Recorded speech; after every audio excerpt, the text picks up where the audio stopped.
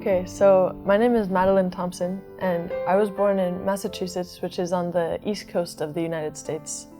But I actually moved to Shiga Prefecture 3 months ago, and ever since then, I've just seen all sorts of landscapes and scenery that I never could have imagined back home.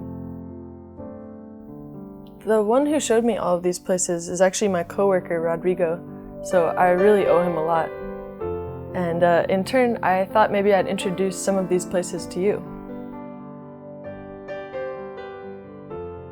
Shiga is actually home to the biggest lake in Japan, Lake Biwa. So one morning, Rodrigo and I got up super early and kayaked out into the lake to watch the sunrise. I've been to Tokyo and Osaka and Kyoto, but I've never seen anything this cool. I was just like, I can't believe this is so close to Kyoto, and I never heard about it before. This one day, we took a cable car up to see a World Heritage Site called Hieizan-en Akajee, and it was cool. It was actually the longest cable car in Japan. So riding up the cable car, we got this gorgeous view of Lake Biwa and like all the trees changing color on the mountainside. It was breathtaking. So up on top of this mountain is Hieizan-en Akajee, which is a Buddhist temple that was opened like 1200 years ago by a monk named Saicho. And he's actually the founder of the Tendai sect of Buddhism in Japan. So this temple is one of the most sacred places in Japanese Buddhism. And it's actually also a UNESCO World Heritage Site.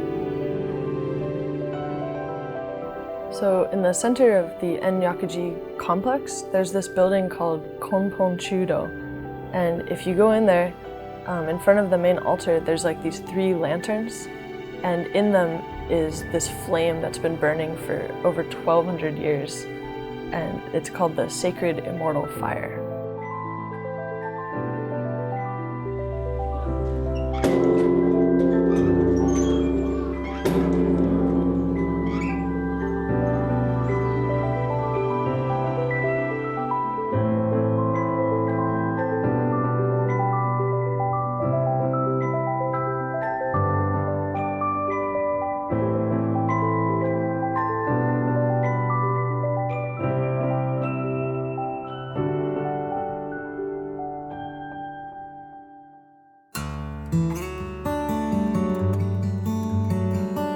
So this is another Tendai Buddhist temple called Saimyoji, and in 2015 it actually made CNN's list of Japan's 31 most beautiful places.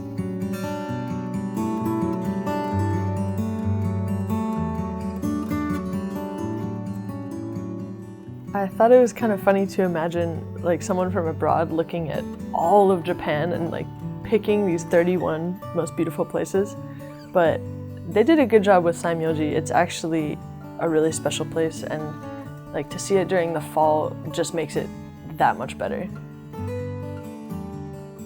The main building and 3-story pagoda at Saimyoji were actually built without using a single nail, which just blows my mind because we think of Japan as being this really technologically advanced country now, but the technology back then was just as incredible.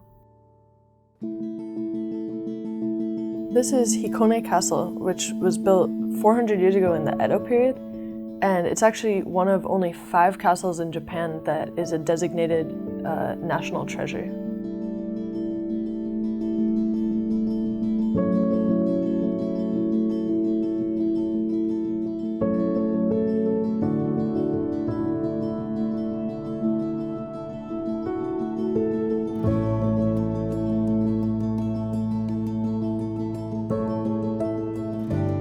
What's really cool about Shiga Castle is like thinking that the whole place was built just by stacking stones, and in this time when they didn't even have cars.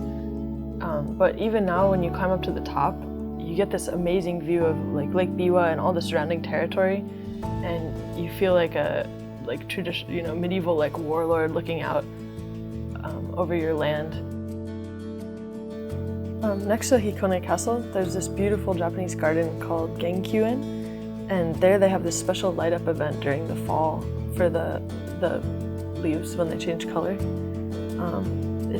I can't even do it justice with words. You have to go see it yourself.